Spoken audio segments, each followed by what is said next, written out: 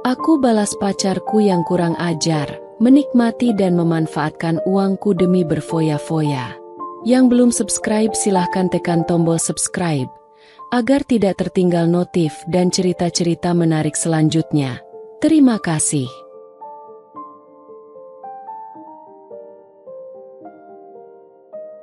Hatiku terasa seperti dihantam palu godam saat melihatnya. Reza, lelaki yang selama ini kucintai, berdiri di samping wanita lain. Tangannya menggenggam tangan wanita itu dengan erat, seolah dia tidak pernah menggenggam tanganku sebelumnya. Aku berdiri terpaku, tubuhku gemetar, napasku tercekat di tenggorokan. Aku memberanikan diri melangkah mendekat. Reza? Suaraku nyaris berbisik, penuh harapan bahwa mungkin ini hanya salah paham. Dia menoleh, dan tanpa rasa bersalah, hanya menyeringai. "Oh, kamu di sini?" ucapnya santai, seolah aku hanya bayangan masa lalu yang tidak berarti. Wanita di sampingnya menatapku dari ujung kepala hingga kaki dengan pandangan meremehkan, sebelum menempel manja di lengan Reza. Hatiku mencelos. "Siapa dia?" tanyaku. Meski jauh di dalam hati, aku sudah tahu jawabannya. Reza justru tertawa kecil. Dia masa depanku. Dan kamu?" Dia memandangku dengan tatapan dingin. "Kamu hanyalah batu loncatan." Dunia terasa berhenti berputar. "Apa maksudmu?" Suaraku bergetar, meski aku mencoba tetap tegar. Dia mendesah bosan, seolah lelah menghadapi kebodohanku. "Masa kamu belum sadar juga? Aku tidak pernah benar-benar mencintaimu. Sayang, aku butuh modal, bukan cinta." Aku terhuyung, seakan kata-katanya menamparku lebih keras dari pukulan fisik manapun. Jadi, semua ini hanya kebohongan. Air mataku menggenang, tapi aku menahannya agar tidak jatuh di depan pria brengsek ini. Reza mengangkat bahu. "Jangan terlalu emosional. Aku cuma melakukan apa yang perlu dilakukan. Lagi pula, siapa suruh kamu begitu mudah percaya?" Aku menggigit bibir, mencoba menahan gejolak amarah dan kepedihan yang bercampur dalam dadaku. Wanita itu terkekeh kecil, lalu merangkul Reza lebih erat. "Ayo, sayang, jangan buang waktu dengan dia." Reza mengangguk, melirikku untuk terakhir kali dengan senyum penuh kemenangan. "Semoga beruntung, ya." Dan mereka pergi, meninggalkanku berdiri sendiri dalam kehancuran. Aku menatap punggungnya yang semakin menjauh, lalu menunduk menatap tanganku yang kosong. Dulu, aku memegang mimpi bersamanya. Dulu, aku memperjuangkannya dengan sepenuh hati. Dulu, aku rela berkorban demi masa depan kami. Tapi sekarang, aku tidak punya apa-apa, kecuali luka dan dendam yang perlahan mulai tumbuh di hatiku. Reza sudah menghancurkanku. Tapi aku bersumpah, ini tidak akan menjadi akhir untukku. Aku menggenggam ponsel erat. Jari-jariku gemetar saat berulang kali menekan nomor Reza. Tut, tut. Suara operator terdengar dingin dan tak berperasaan. "Nomor yang Anda tuju tidak dapat dihubungi. Silakan coba beberapa saat lagi." Aku mengerutkan kening. Tidak mungkin. Aku mencoba lagi. "Nomor yang Anda tuju tidak dapat dihubungi." Aku menghela napas dalam, lalu membuka aplikasi chat. Reza, kumohon, jelaskan semuanya. Katakan bahwa ini hanya kesalahpahaman. Pesanku hanya centang satu. Aku mengirim pesan lagi. Reza, jangan seperti ini. Setidaknya beri aku penjelasan. Aku pantas tahu. Masih centang satu. Aku membuka media sosial, mencari namanya. Tapi yang kudapat hanyalah akun tidak ditemukan. Aku sudah diblokir. Darahku berdesir dingin. Dadaku sesak. Jari-jariku terasa mati rasa saat aku mencoba mengetikkan namanya lagi. Berharap aku hanya salah ketik. Tapi tidak. Reza benar-benar menghilang. Aku duduk di kasur. Tubuhku terasa lemas. Pikiranku kacau. Tidak. Ini pasti hanya kesalahpahaman. Beberapa hari kemudian, aku sedang duduk di kafe saat notifikasi berita muncul di ponselku. Aku tidak ingin membukanya. Tapi entah kenapa jari-jariku bergerak sendiri. Dan saat kulihat isi beritanya, aku merasa jantungku berhenti berdetak. Reza Saputra resmi bertunangan dengan putri konglomerat, Clara Wijaya. Tanganku mencengkeram ponsel erat. Di layar, terpampang foto mereka berdua. Reza mengenakan jas hitam mahal, tersenyum lebar. Sementara Clara bersandar manja di lengannya dengan cincin berlian yang menyilaukan di jari manisnya. Aku memutar kepala, membaca komentar-komentar di bawahnya. Pasangan yang serasi. Wah, selamat. Beruntung banget Reza bisa dapat Clara. Calon suami idaman. Sukses dan tampan. Dadaku berdenyut sakit. Pandanganku mulai buram oleh air mata yang kutahan. Tangan kanan menutupi mulutku, mencoba menahan isakan. Ternyata, ini alasannya menghilang. Aku menutup ponsel dengan kasar, mencoba bernapas dengan teratur. Tapi sebelum aku bisa menenangkan diri, ponselku bergetar. Nomor tak dikenal. Aku ragu sejenak. Lalu mengusap wajahku dan menjawabnya. Halo? Suaraku sedikit serak. Selamat siang, Bu Elena. Suara wanita dari seberang terdengar formal. Kami dari pihak bank ingin mengingatkan bahwa cicilan pinjaman atas nama Anda sudah jatuh tempo. Jika tidak segera dibayarkan, kami akan mengenakan denda. Aku mengerutkan kening. Pinjaman. Ya, Bu. Pinjaman sebesar 200 juta rupiah yang diajukan 3 bulan lalu. 200 juta. Aku mendadak berdiri dari kursiku, menyebabkan beberapa orang di kafe menoleh. Maaf, tapi saya tidak pernah mengajukan pinjaman sebesar itu.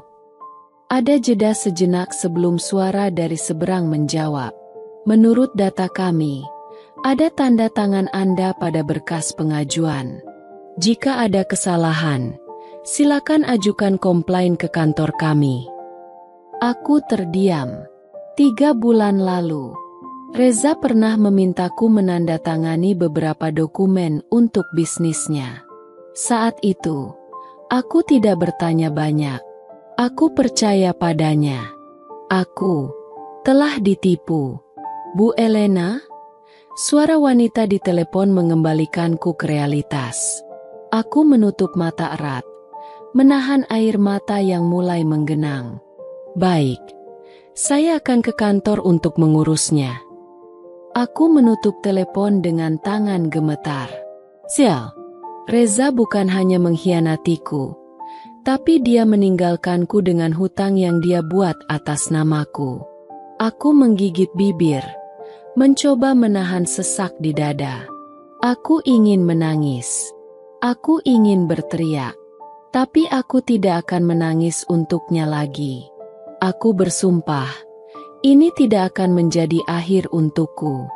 Suatu hari nanti, Reza akan menyesali semua yang telah dia lakukan padaku. Aku menatap langit-langit kamarku yang remang-remang. Mata kosong. Tubuhku terbaring lemas di kasur yang berantakan. Sudah berapa hari aku seperti ini? Aku tidak tahu. Waktu terasa kabur. Ponsel di sampingku terus bergetar. Aku meliriknya sekilas. 10 panggilan tak terjawab kantor.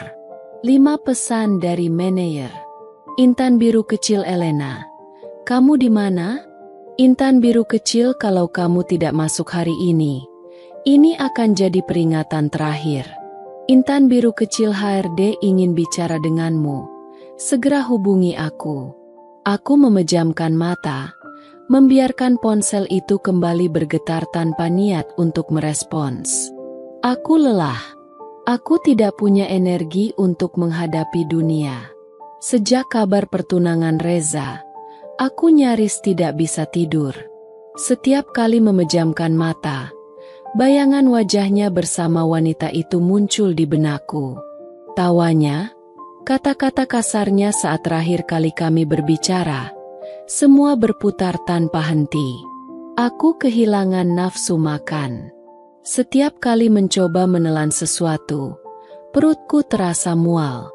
Aku hanya minum air sesekali untuk memastikan aku tidak pingsan. Tapi sejujurnya, aku tidak peduli jika aku jatuh sakit. 2 hari kemudian, aku akhirnya menyeret tubuhku yang lemah ke kantor. Aku bahkan tidak punya energi untuk berdandan seperti biasanya. Mataku cekung, rambutku kusut, dan pakaianku sedikit lusuh.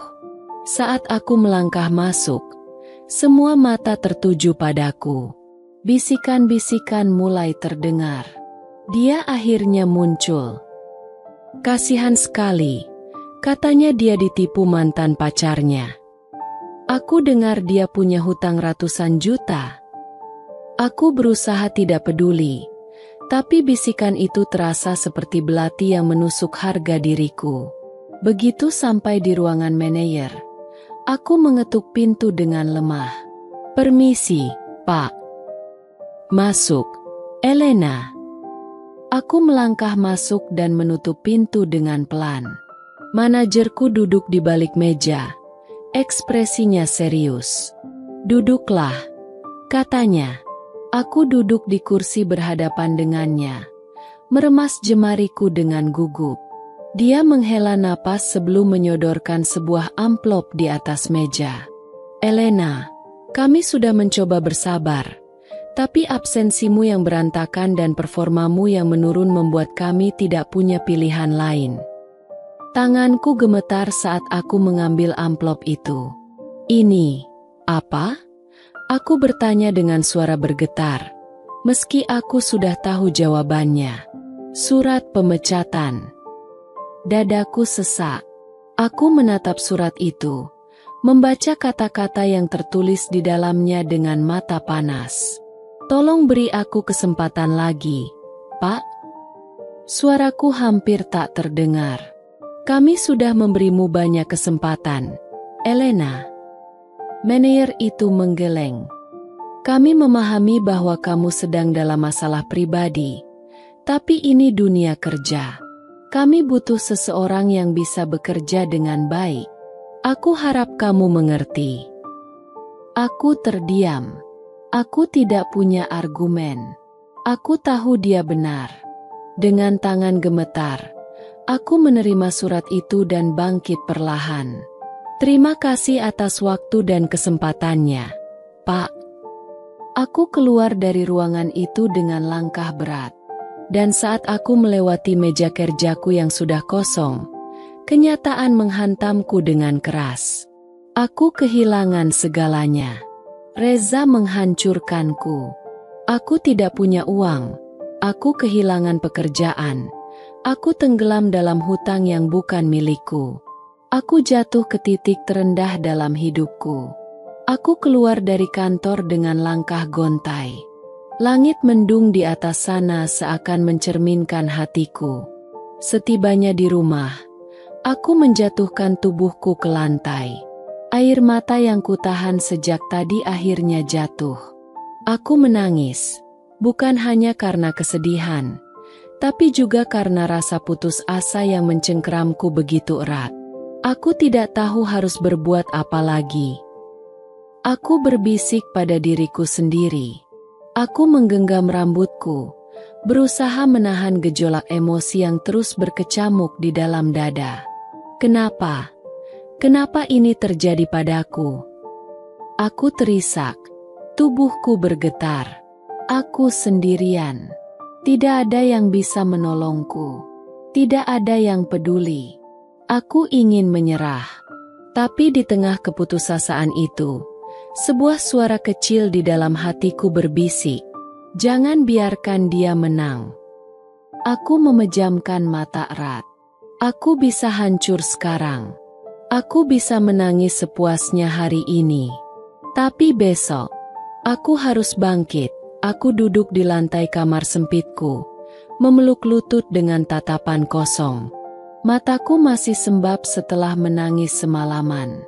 Aku bahkan tidak tahu harus bagaimana lagi. Uang di rekening sudah hampir habis, tagihan terus berdatangan, dan aku bahkan tidak punya pekerjaan. "Tuhan, aku harus bagaimana?" bisikku lirih. Tiba-tiba, ponselku bergetar di lantai. Aku menghela napas, berpikir itu telepon dari bank lagi. Tapi ketika aku melihat layarnya, sebuah nama familiar muncul. Dian. Aku mengerutkan kening. Dian adalah teman kuliahku dulu. Salah satu orang yang dulu sangat dekat denganku sebelum aku sibuk dengan hubungan dan pekerjaanku. Aku ragu sejenak. Lalu akhirnya menggeser tombol hijau. "Halo, Elena." Akhirnya kamu angkat. Suara Dian terdengar lega. "Aku dengar kabar tentangmu. Aku benar-benar kaget. Kamu baik-baik saja?"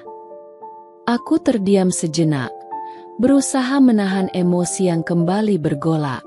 "Aku tidak baik-baik saja, Dian."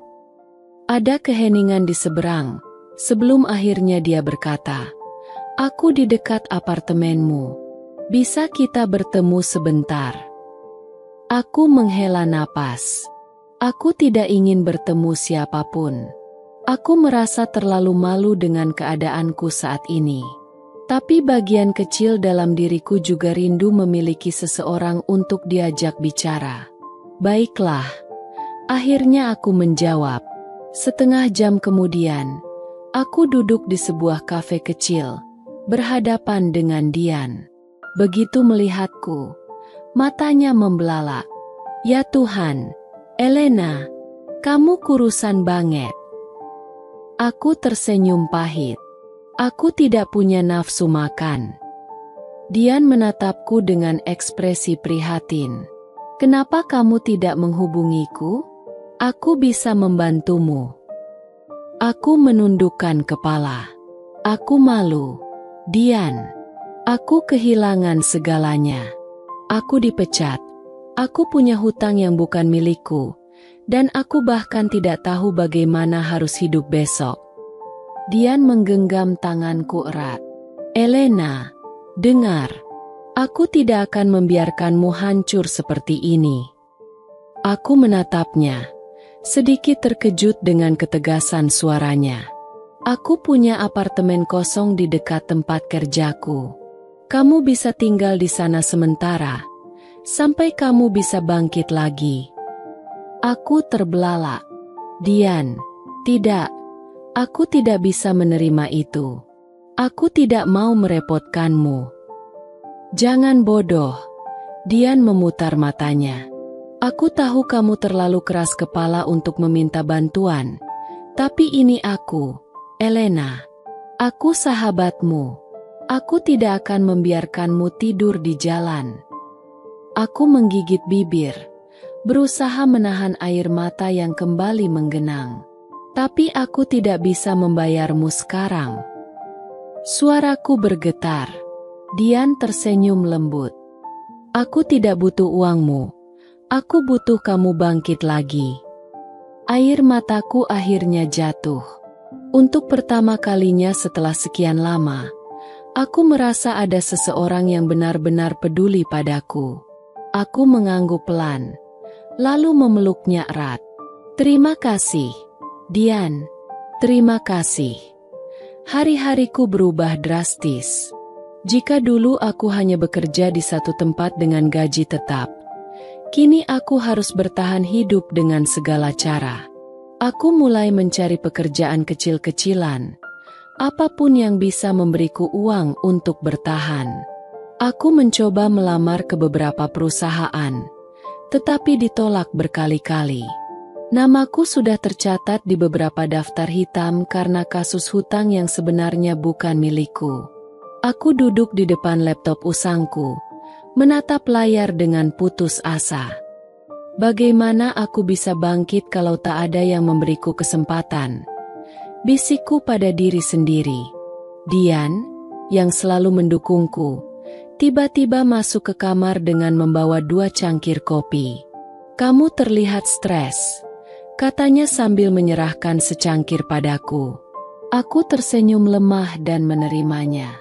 Aku sudah melamar ke belasan tempat, tapi tidak ada yang menerimaku. Dian duduk di sebelahku dan menatap layar laptopku. "Lalu kenapa tidak mencoba sesuatu yang berbeda?" Aku mengerutkan kening. "Maksudmu? Dulu kamu selalu bilang ingin punya bisnis sendiri, kan? Kenapa tidak mulai dari sekarang?" Aku tertawa hambar.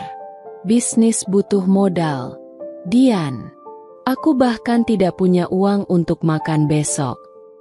Dian tersenyum misterius lalu berdiri, berjalan ke kamarnya, dan kembali dengan sebuah amplop.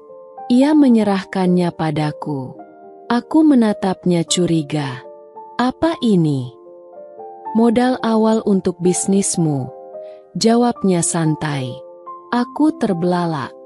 "Dian, aku tidak bisa menerima ini." "Kamu bukan menerima, tapi meminjam. Anggap saja ini investasi. Aku percaya kamu bisa mengubah hidupmu." Aku menatap uang di tanganku dengan mata berkaca-kaca. Ini bukan jumlah yang besar, tapi cukup untuk membuatku mulai melangkah. Aku menggenggam tangan Dian erat. "Terima kasih, Dian.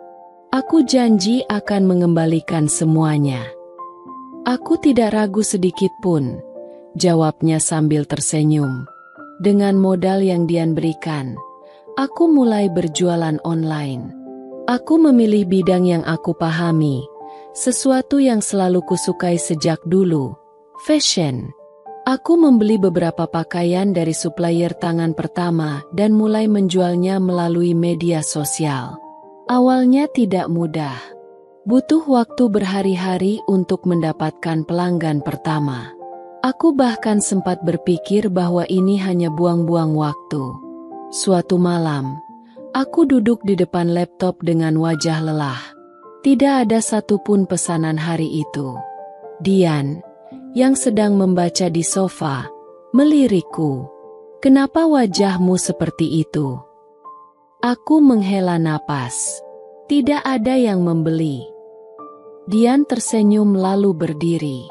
"Sini ponselmu." Aku menyerahkannya tanpa bertanya. Dalam hitungan menit, dia mulai mengunggah foto-foto produkku ke berbagai grup jual beli dan menggunakan strategi pemasaran sederhana yang tidak terpikirkan olehku. Tak lama kemudian, notifikasi pesan masuk berbunyi. "Mbak, masih ada stok. Bisa chat. Saya mau beli. Kapan bisa dikirim?" Aku menatap Dian dengan mulut terbuka. "Dian, apa yang kamu lakukan?" Dian mengedip. "Mengajarimu cara berjualan dengan benar." Aku terdiam sesaat sebelum akhirnya tertawa untuk pertama kalinya setelah sekian lama. "Aku tidak tahu harus berterima kasih seperti apa lagi padamu. Nanti saja, setelah kamu sukses." Aku menatap layar ponselku yang kini penuh dengan notifikasi pesanan. Untuk pertama kalinya, aku merasa ada harapan. Aku tahu ini baru langkah kecil, dan jalan di depanku masih panjang. Tapi kali ini, aku berjanji pada diriku sendiri. Aku tidak akan menyerah. Bisnisku perlahan mulai tumbuh. Dari sekadar jualan online dengan modal kecil, kini aku sudah punya pelanggan tetap. Setiap harinya, pesananku semakin banyak, dan aku mulai kewalahan mengurus semuanya sendiri. Suatu sore, saat aku sedang sibuk membungkus pesanan, ponselku berdering. Sebuah nomor tak dikenal muncul di layar. "Halo?" Aku menjawab dengan suara sedikit lelah. "Apakah saya berbicara dengan Elena, pemilik butik online Luna?" Suara seorang pria terdengar di ujung telepon. Aku mengerutkan kening. "Ya, benar. Dengan siapa saya berbicara?" "Nama saya Andre Wijaya. Saya seorang investor di bidang fashion. Saya tertarik dengan bisnis Anda dan ingin bertemu untuk membicarakan kemungkinan kerjasama." Aku hampir menjatuhkan ponselku. Investor? Aku bahkan tidak pernah membayangkan ada seseorang sebesar itu yang akan memperhatikan bisnisku. "Maaf, Pak, Anda yakin dengan bisnis kecil saya?"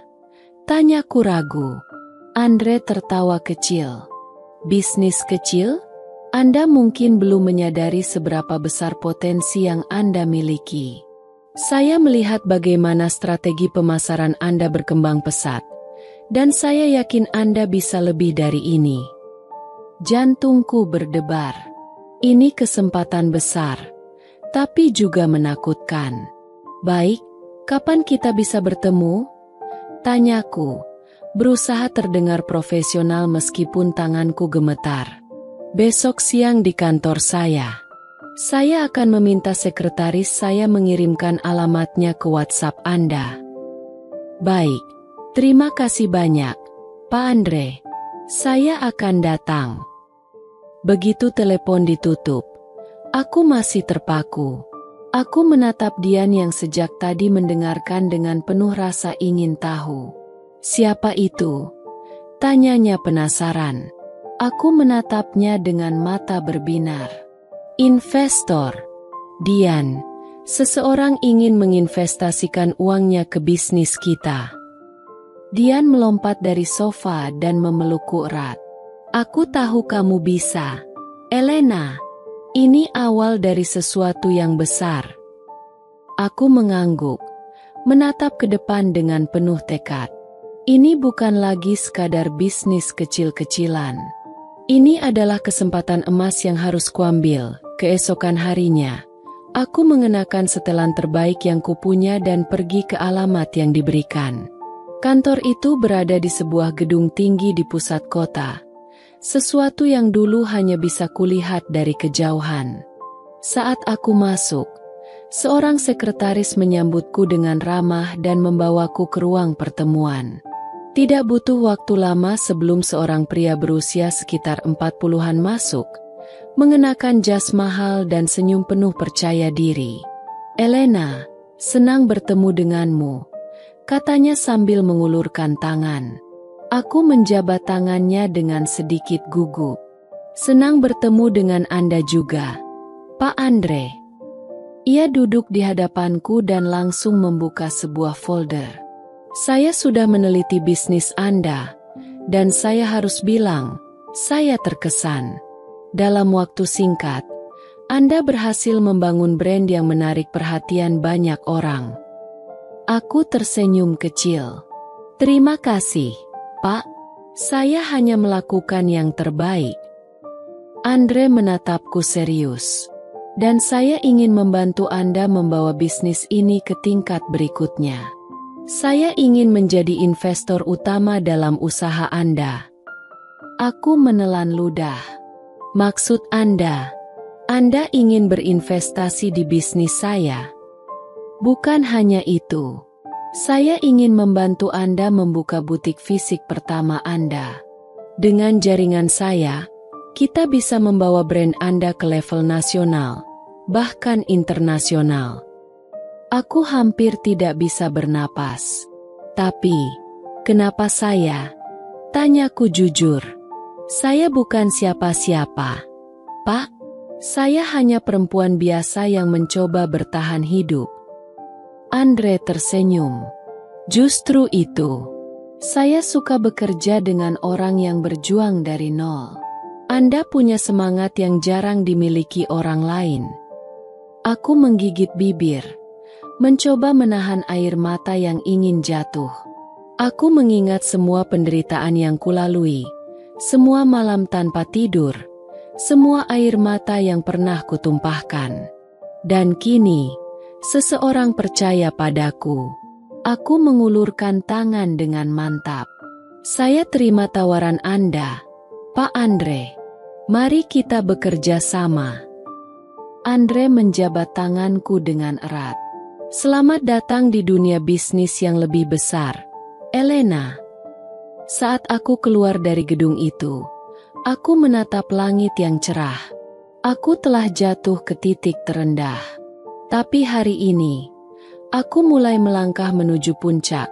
Bertahun-tahun berlalu sejak aku terpuruk dalam kesedihan dan kehancuran. Dari seorang wanita yang ditinggalkan dengan hutang, kini aku telah menjadi CEO dari Luna Fashion, salah satu brand fashion terbesar di negeri ini. Aku duduk di balik meja kantorku yang luas, di lantai tertinggi sebuah gedung pencakar langit. Tanganku dengan luwes membalik lembaran laporan penjualan, sementara pemandangan kota yang sibuk terbentang luas di balik jendela kaca besar di belakangku. Sekretarisku, Maya, mengetuk pintu lalu masuk dengan berkas di tangannya. Bu Elena, rapat dengan tim desain akan dimulai dalam 5 menit. Aku mengangguk sambil merapikan dokumen di depanku. Baik, aku akan segera ke sana. Namun, Maya masih berdiri di tempatnya, tampak ragu-ragu. Aku mengangkat alis. Ada yang ingin kamu sampaikan?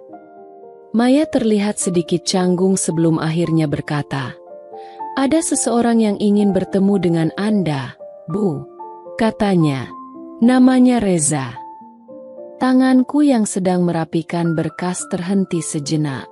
Nama itu. Aku mengangkat wajah, menatap Maya dengan tatapan tajam. Reza? Ulangku pelan, memastikan aku tidak salah dengar. Maya mengangguk. Ya, Bu. Dia bilang dia mengenal Anda dan ingin berbicara. Jika Anda tidak ingin menemuinya, saya bisa menyuruh satpam untuk mengusirnya. Aku terdiam beberapa detik. Nama itu dulu pernah membuatku hancur. Dulu, aku mungkin akan gemetar dan menangis jika mendengar namanya. Tapi tidak sekarang. Aku menarik napas dalam, lalu tersenyum tipis. Bawa dia ke ruang tamu. Aku akan menemuinya sebentar. Maya tampak terkejut, tapi ia segera mengangguk. Baik, Bu. Begitu Maya keluar, aku bersandar di kursi dan memejamkan mata sejenak. Reza, lelaki yang dulu aku cintai dengan tulus.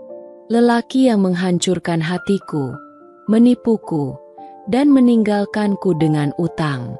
Apa yang dia inginkan sekarang? Aku tersenyum sinis. Aku bukan Elena yang dulu. Aku melangkah menuju ruang tamu dengan penuh percaya diri.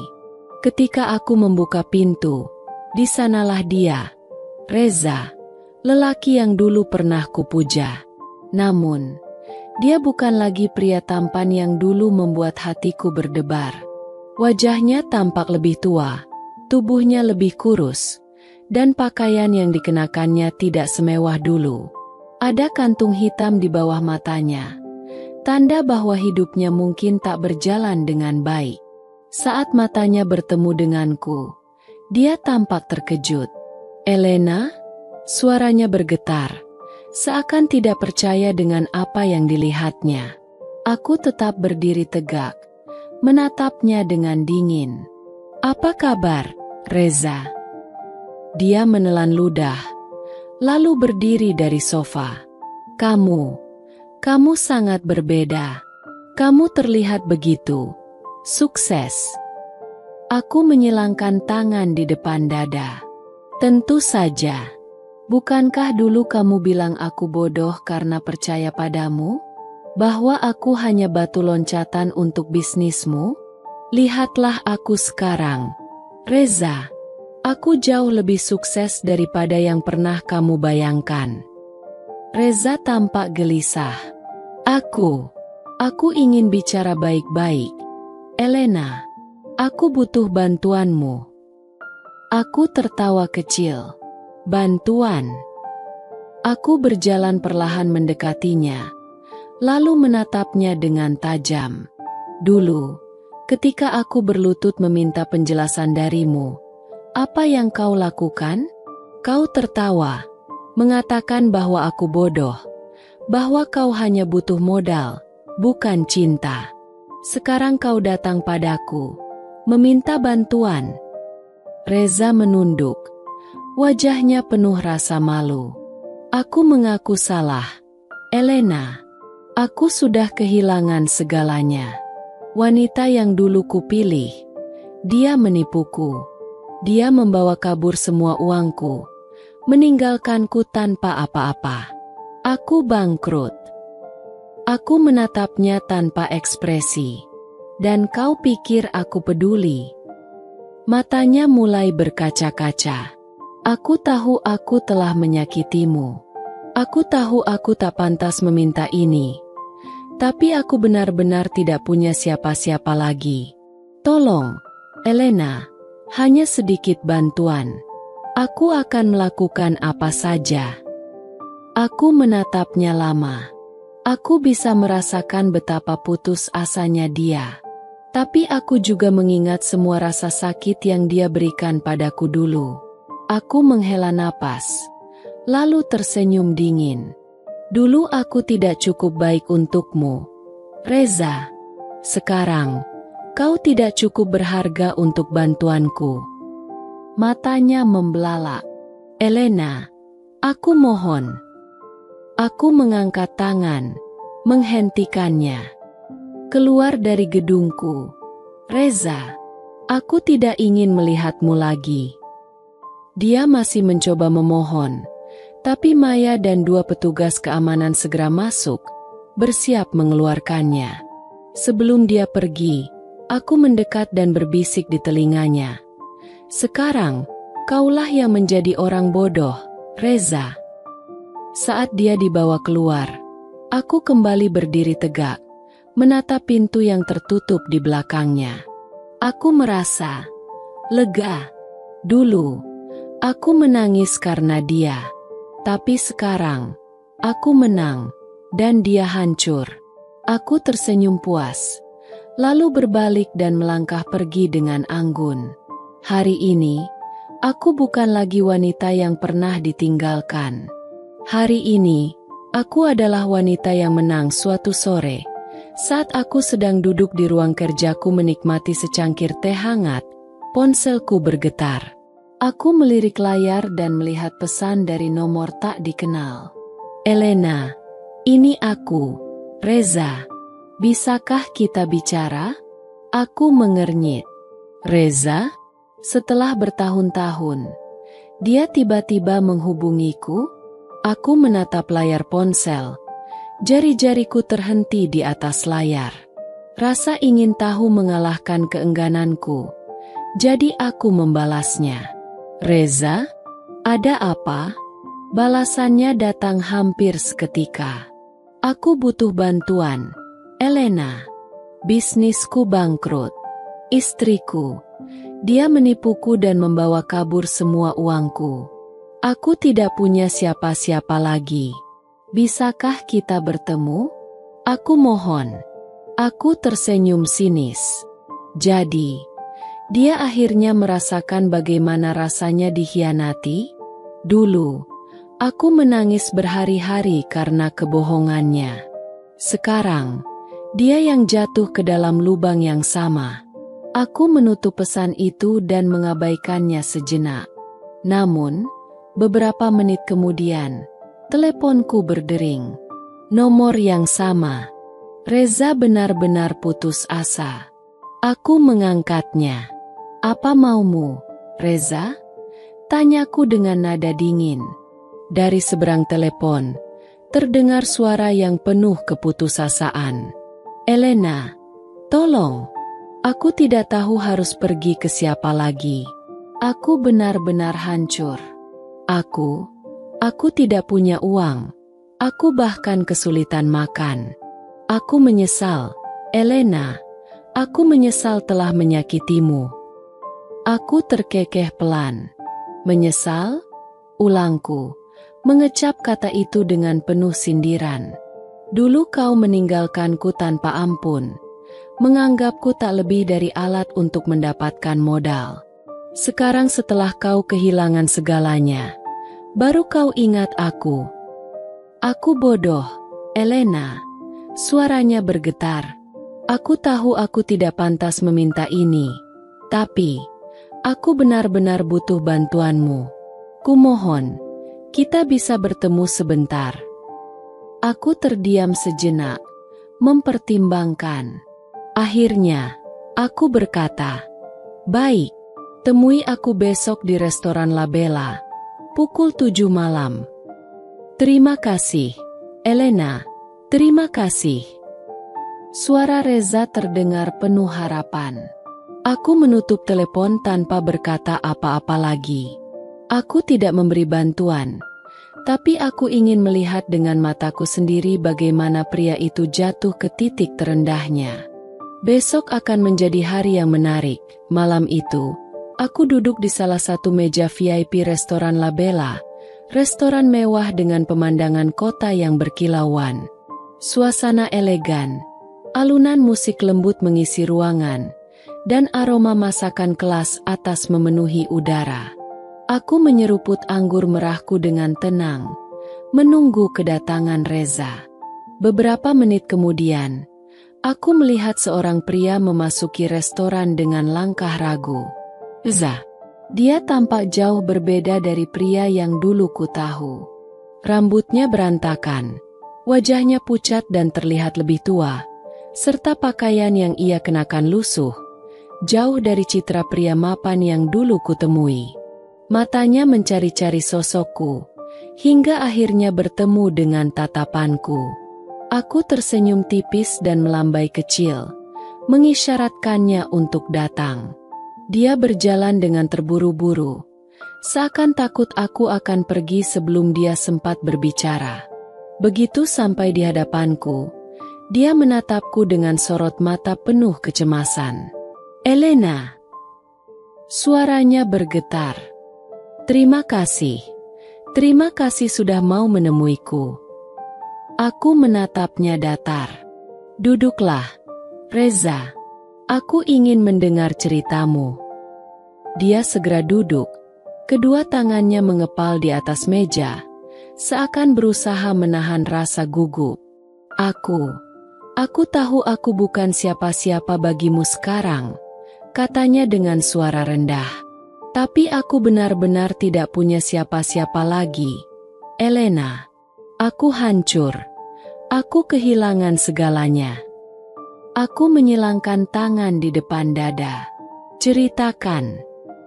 Dia menarik napas panjang sebelum mulai berbicara. "Setelah aku meninggalkanmu, aku benar-benar percaya bahwa hidupku akan lebih baik. Aku menikah dengan wanita kaya. Kupikir aku telah membuat pilihan terbaik, tapi ternyata aku salah." Aku mengangkat alis, menunggu kelanjutannya. Dia hanya memanfaatkan aku. Aku pikir dia mencintaiku, tapi ternyata dia hanya menjadikanku boneka. Semua bisnis yang kami jalankan, semuanya atas namanya. Aku percaya padanya, Elena. Aku menaruh semua kepercayaanku padanya, seperti dulu kau percaya padaku. Aku tertawa kecil, ironis. Reza menundukkan kepalanya, wajahnya penuh kepedihan. Suatu hari, aku baru sadar bahwa dia diam-diam mengalihkan semua asetku ke namanya sendiri. Aku tidak punya apa-apa lagi. Dia meninggalkanku, membawa semua uangku, rumahku, dan bahkan reputasiku. Aku menatapnya tanpa ekspresi. "Jadi, kau datang padaku karena kau berharap aku akan membantumu?" Dia mengangguk cepat. "Ya, Elena, kau satu-satunya orang yang bisa menolongku." Aku tahu aku telah melakukan kesalahan besar kepadamu. Aku telah menyakitimu. Aku tidak pantas mendapatkan maafmu, tapi aku benar-benar butuh bantuanmu sekarang. Aku menatapnya lama, membiarkan keheningan menggantung di antara kami. Aku bisa melihat keringat dingin mengalir di pelipisnya. Lalu, aku menyandarkan tubuhku ke kursi dan tersenyum tipis. Kau ingat terakhir kali kita bertemu, Reza? Saat aku menemuimu setelah mengetahui bahwa kau telah mengkhianatiku. Reza mengangguk pelan. Wajahnya semakin gelisah. Aku mencondongkan tubuh ke depan, menatapnya tajam. Dulu, aku memohon padamu. Aku bertanya kenapa kau melakukan ini kepadaku. Aku menangis, berharap ada sedikit penyesalan dalam dirimu. Tapi apa yang kau lakukan? Dia menunduk, tidak berani menatap mataku. Aku tertawa kecil. Kau tertawa, Reza. Kau mengatakan bahwa aku bodoh karena percaya padamu. Kau bilang bahwa aku hanyalah batu loncatanmu. Sekarang, lihat siapa yang benar-benar jatuh. Elena, aku mohon. Suaranya hampir bergetar. Aku hanya butuh sedikit bantuan. Aku bisa bekerja untukmu, melakukan apapun yang kau inginkan. Aku mengangkat tanganku, menghentikannya. Maaf, Reza. Aku tidak punya tempat untuk seorang pria yang pernah mengkhianatiku. Matanya memohon. Elena, aku benar-benar tidak punya siapa-siapa lagi. Aku tersenyum dingin, lalu bangkit dari kursiku. Dulu aku tidak cukup baik untukmu, Reza. Sekarang, kau tidak cukup berharga untuk bantuanku. Aku meraih tas tanganku dan berjalan melewatinya. Sebelum pergi, aku berhenti sejenak di sampingnya dan berbisik. Sekarang, kaulah yang menjadi orang bodoh. Tanpa melihat ke belakang, aku melangkah keluar dari restoran, meninggalkan Reza yang terpuruk dalam keputusasaan. Malam itu, aku berjalan dengan kepala tegak. Aku bukan lagi Elena yang dulu menangis karena dikhianati. Aku adalah Elena yang menang. Aku menatap Reza yang duduk di hadapanku. Wajahnya penuh keputusasaan. Di matanya, aku bisa melihat harapan kecil yang ia genggam erat. Harapan bahwa aku, wanita yang pernah ia khianati, akan menjadi penyelamatnya kali ini. Aku menarik napas pelan, lalu tersenyum lembut. Reza, aku tak menyangka kita akan bertemu lagi dalam keadaan seperti ini. Dia mengangguk, matanya berkaca-kaca. Aku juga, Elena. Aku menyesal. Aku sungguh menyesal. Aku mencondongkan tubuh sedikit ke depan, menatapnya dengan mata penuh empati palsu. Kau pasti sangat menderita, bukan? Dia meremas tangannya sendiri, seperti menahan emosi yang siap meledak. Aku kehilangan segalanya. Elena, bisnisku bangkrut, rumahku dijual untuk membayar utang, dan wanita yang dulu kupikir mencintaiku, dia hanya memanfaatkan aku. Aku berpura-pura terkejut, menutup mulutku dengan tangan. Astaga, Reza, bagaimana ini bisa terjadi? Dia menghela napas berat. Aku bodoh. Aku terlalu percaya padanya. Aku pikir dia akan menjadi masa depanku, tapi ternyata dia hanya memperalatku. Aku buta, Elena. Aku buta karena keserakahan. Aku menatapnya dalam diam sejenak, membiarkan keheningan menggantung di antara kami. Aku bisa melihat ketakutan dalam matanya, ketakutan bahwa aku akan menolak membantunya. Setelah beberapa detik yang terasa seperti selamanya baginya, aku tersenyum lembut. Reza, kau pasti belum makan dengan benar akhir-akhir ini, Bukan. Dia menatapku dengan sedikit bingung, lalu mengangguk perlahan. Aku bahkan kesulitan membeli makanan.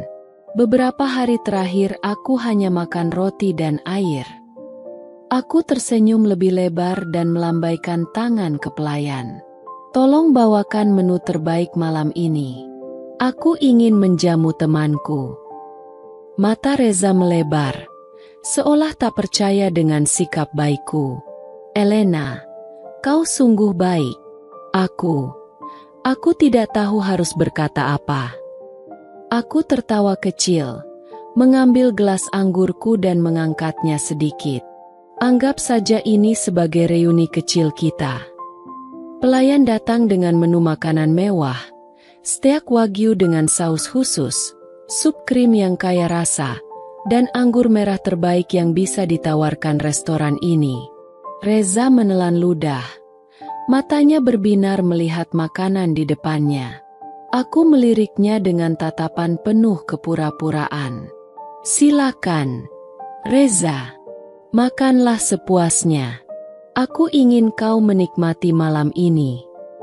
Tanpa berpikir panjang, dia langsung mengambil garpu dan pisau, mulai memotong steak di hadapannya. Terima kasih, Elena. Kau masih sebaik dulu. Aku benar-benar menyesal telah menyia-nyiakanmu.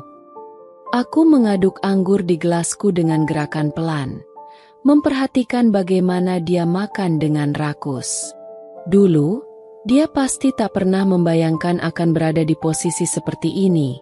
Seorang pria yang dulu meninggalkanku demi wanita kaya, kini duduk di hadapanku, berharap belas kasihan. Aku tersenyum samar. Jadi, apa yang akan kau lakukan sekarang, Reza? Dia meletakkan garpunya sejenak, mengusap mulutnya dengan tisu sebelum menatapku dengan penuh harap. Aku ingin memulai dari awal, Elena. Aku butuh bantuanmu. Aku bisa bekerja untukmu, melakukan apapun yang kau minta. Aku hanya butuh kesempatan kedua. Aku berpura-pura berpikir, mengetuk-ngetukkan jariku di atas meja. Kesempatan kedua, ya? Dia mengangguk cepat. Aku tidak akan mengecewakanmu lagi. Aku berjanji. Aku menghela napas, lalu tersenyum lembut. Aku senang kau berpikir seperti itu, Reza. Dia tampak sedikit lebih tenang sekarang. Aku bisa melihat bagaimana pikirannya mulai dipenuhi harapan. Dia mungkin berpikir aku benar-benar akan menyelamatkannya. Aku mengambil sepotong steak kecil dari piringku dan memasukkannya ke mulutku, mengunyah dengan santai. Aku ingin memberinya sedikit lebih banyak harapan, sebelum menjatuhkannya lebih dalam. Setelah makan malam mewah itu selesai, aku menyandarkan tubuh ke kursi dengan ekspresi puas. Reza masih duduk di hadapanku, terlihat jauh lebih rileks dibanding saat pertama kali datang. Wajahnya yang tadi penuh kepanikan kini berubah menjadi ekspresi penuh harapan. Aku merogoh tas tanganku dengan santai, mengeluarkan sebuah amplop putih. Aku meletakkannya di atas meja, lalu mendorongnya ke arahnya. Ini untukmu, Reza. Matanya melebar saat melihat amplop itu. Dia menatapku penuh harap. Tangannya sedikit gemetar saat mengambilnya. Aku bisa melihat kilatan kegembiraan di matanya. Dia pasti mengira itu adalah cek berisi sejumlah besar uang atau mungkin kontrak kerja yang bisa menyelamatkan hidupnya. Dia segera membuka amplop itu dengan tangan bergetar. Namun, begitu matanya menangkap isi di dalamnya, ekspresinya berubah drastis. Dahinya berkerut, matanya membelalak, dan tangannya mulai gemetar hebat. Apa ini? Suaranya terdengar bergetar, penuh kebingungan. Aku menyilangkan tangan di dadaku, menyandarkan punggung ke kursi dengan senyum dingin. Oh, itu. Aku mencondongkan tubuh sedikit ke depan. Itu adalah kenangan manis dari masa lalu kita. Reza, semua pesan yang pernah kau kirim padaku, pesan-pesan hinaan yang kau tulis dengan penuh kebanggaan saat kau meninggalkanku. Dia mulai membaca satu persatu lembaran kertas itu. Wajahnya semakin pucat setiap kali matanya menangkap kata-kata yang dulu dengan bangga ia ketik. Elena, kau pikir aku benar-benar mencintaimu? Hahaha, aku hanya butuh modal, bukan cinta. Kau bodoh jika berpikir aku akan menikahimu. Lihat dirimu, kau bukan siapa-siapa. Terima kasih sudah membiayai bisnisku. Sekarang aku tidak butuhmu lagi. Reza menatapku dengan ekspresi panik. Elena, aku tidak bermaksud. Aku mengangkat tangan, menyuruhnya berhenti bicara. Jangan repot-repot berbohong. Reza, dulu kau menuliskan semua itu dengan penuh kebanggaan, bukan? Dia menelan ludah. Keringat mulai membasahi dahinya. Aku sudah berubah. Elena, aku benar-benar menyesal. Aku butuh bantuanmu. Aku butuh kesempatan kedua. Aku tertawa kecil, memiringkan kepala sambil menatapnya penuh rasa puas. Kesempatan kedua. Aku berdecak. Lucu sekali. Karena dulu, saat aku meminta sedikit saja pengertian darimu, kau bahkan tidak berpikir dua kali sebelum membuangku seperti sampah. Dia mulai panik, mencoba meraih tanganku dari atas meja. Elena, aku mohon, aku tidak punya siapa-siapa lagi. Aku akan melakukan apa saja. Aku akan bekerja untukmu. Aku akan menebus kesalahanku. Aku menarik tanganku menjauh, lalu berdiri. Kau ingin menebus kesalahanmu? Sudah terlambat, Reza. Aku menatapnya dengan senyum dingin. Dulu, aku tidak cukup baik untukmu. Sekarang, kau tidak cukup berharga untuk bantuanku. Reza terdiam, wajahnya seperti kehilangan warna. Aku mengambil tas tanganku, berbalik, dan melangkah pergi meninggalkannya di restoran mewah itu. Duduk di sana sendirian, tenggelam dalam kehancurannya sendiri. Aku berdiri di samping meja, menatap Reza yang masih menggenggam lembaran kertas berisi hinaan-hinaannya padaku di masa lalu. Wajahnya pucat, matanya bergerak gelisah membaca satu persatu kata-kata yang dulu ia tuliskan dengan penuh kebanggaan. Aku menyilangkan tangan di dadaku, menatapnya dengan tatapan tajam. Bagaimana, Reza? Rasanya sakit, bukan? Membaca kembali kata-kata yang dulu kau anggap sebagai lelucon. Dia mendongak, menatapku dengan wajah penuh penyesalan.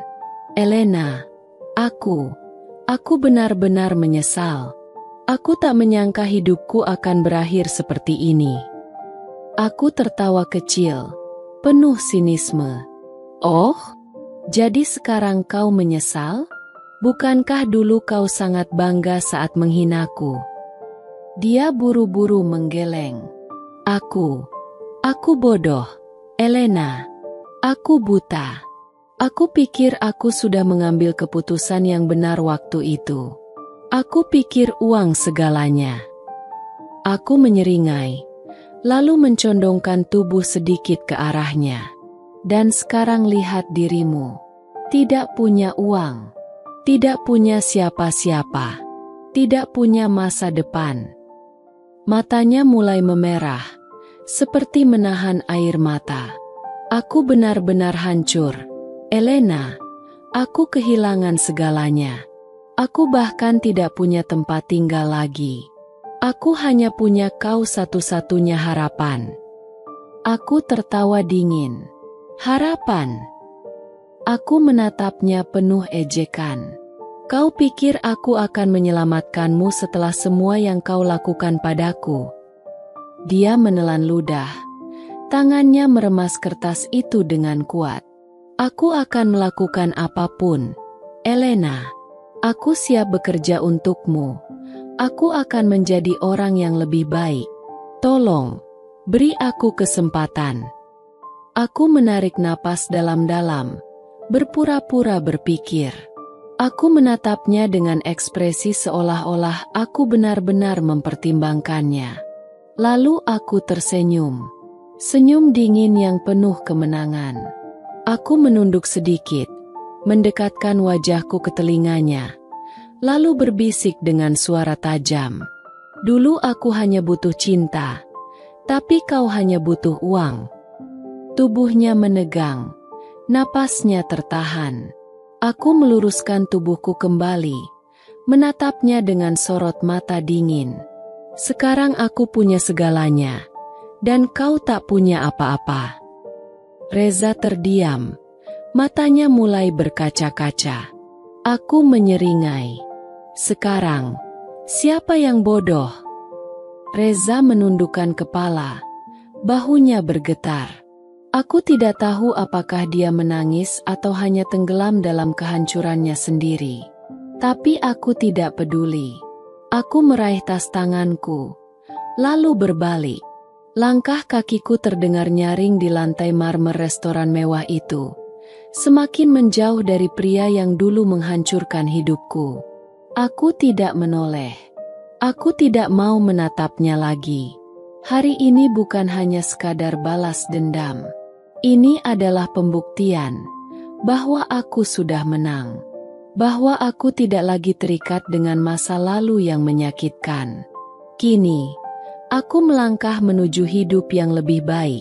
Sementara dia akan tenggelam dalam kehancuran yang ia ciptakan sendiri. Reza semakin putus asa. Wajahnya penuh ketakutan. Tangannya terangkat seolah memohon belas kasihan. Elena, kumohon, aku benar-benar butuh bantuanmu. Aku tidak punya siapa-siapa lagi. Suaranya bergetar. Matanya berkaca-kaca. Aku menyipitkan mata, menatapnya dengan penuh rasa jijik. Lucu sekali. Dulu aku berlutut padamu, meminta sedikit pengertian. Apa yang kau lakukan? Kau menertawakanku, bukan? Dia menggeleng panik. Aku bodoh. Aku menyesal. Elena, aku akan melakukan apapun. Apapun yang kau mau. Kumohon, jangan tinggalkan aku seperti ini. Aku menyilangkan tangan di dadaku, menatapnya penuh sindiran. Apapun yang aku mau. Aku berpura-pura berpikir sejenak. Kalau begitu, aku ingin melihatmu menderita lebih lama. Mata Reza melebar. Elena. Aku hanya tertawa dingin. Lalu dengan santai menekan tombol di intercom di meja dekatku. Beberapa detik kemudian, dua petugas keamanan berpakaian hitam masuk ruangan dengan ekspresi profesional. Nona Elena? Salah satu dari mereka bertanya dengan hormat. Aku menoleh ke arah Reza yang masih terduduk di lantai. Wajahnya pucat pasi. Aku menunjuk ke arahnya dengan daguku. Lempar orang ini keluar. Pastikan dia tidak pernah menginjakkan kaki di gedungku lagi. Reza langsung meraih kakiku. Suaranya putus asa. Elena, kumohon, jangan lakukan ini. Aku benar-benar tidak punya tempat lain untuk pergi. Aku menarik kakiku dengan jijik, lalu menatapnya dengan dingin. Dulu aku tidak cukup baik untukmu, dan sekarang kau tidak cukup berharga untuk mendapatkan bantuanku. Ini bukan balas dendam, Reza. Ini karma. Dua petugas keamanan meraih kedua lengannya, mengangkatnya paksa. Tolong, Elena, kumohon. Reza menjerit saat mereka mulai menyeretnya keluar. Aku hanya menatapnya tanpa ekspresi, menikmati setiap detik kehancurannya. Saat tubuhnya hampir mencapai pintu, Aku menambahkan satu kalimat terakhir dengan nada penuh kemenangan. Selamat menikmati hidup tanpa apa-apa, Reza. Aku harap kau menyukainya. Pintu tertutup dengan bunyi keras. Aku menarik napas dalam-dalam, menikmati kebebasan yang kini benar-benar kumiliki. Tidak ada lagi air mata. Tidak ada lagi rasa sakit. Hanya kemenangan yang manis. Hari demi hari berlalu, dan kabar tentang Reza semakin menyebar. Aku tidak mencarinya, tapi cerita tentang kejatuhannya datang dengan sendirinya. Bisnisnya benar-benar hancur. Istrinya, wanita kaya yang dulu dipilihnya daripada aku, telah pergi membawa sisa-sisa hartanya. Rumahnya sudah disita, dan dia terpaksa tinggal di tempat seadanya. Tidak ada lagi mobil mewah, tidak ada lagi pesta, tidak ada lagi status sosial yang bisa dia banggakan. Aku mendengar bahwa dia mencoba mencari pekerjaan, tapi tidak ada yang mau menerimanya.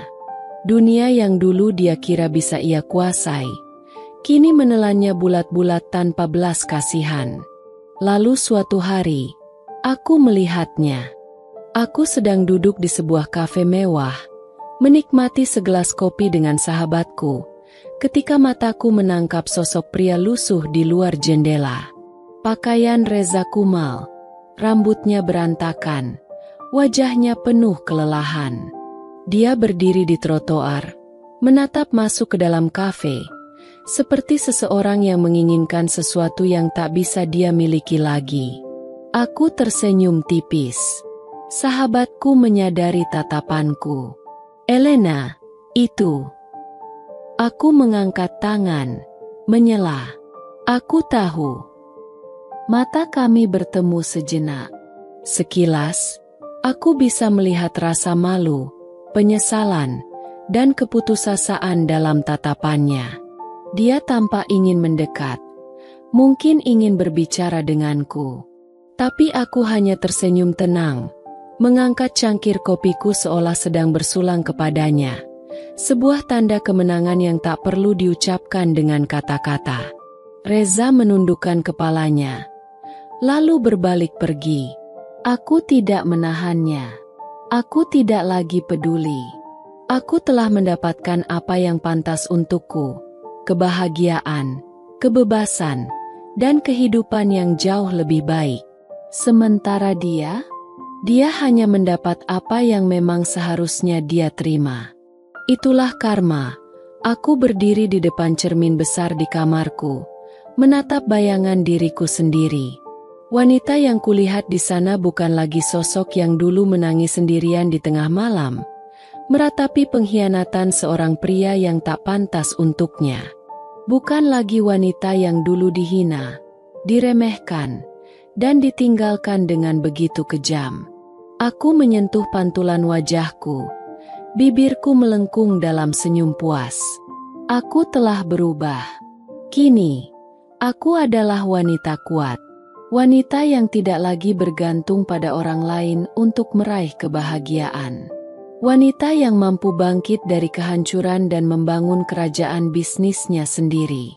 Wanita yang telah memenangkan pertarungan hidupnya. Aku menarik napas dalam, membiarkan rasa kemenangan mengalir dalam setiap sel tubuhku. Kali ini, akulah pemenangnya.